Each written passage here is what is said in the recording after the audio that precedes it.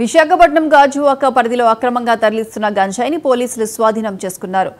Kormannapalem Duvvada police station పరిధిలో 46 ప్యాకెట్లలో 126 కేజీల గంజాయిని తరలిస్తున్నట్లు గుర్తించామన్నారు DCP Mary.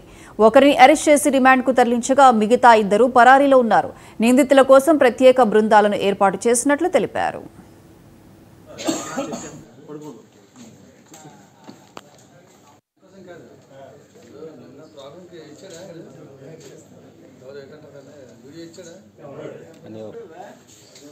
LHMS locked house monitoring system అన్నది ఒకటి ఉందండి. దాన్ని మీకు కూడా మీడియా వాళ్ళకు కూడా ఎట్లా అప్లై చేయాలి ఏంటి అన్నది కూడా ఇస్తాం. ఆన్లైన్ అప్లై చేస్తే సరిపోతుంది.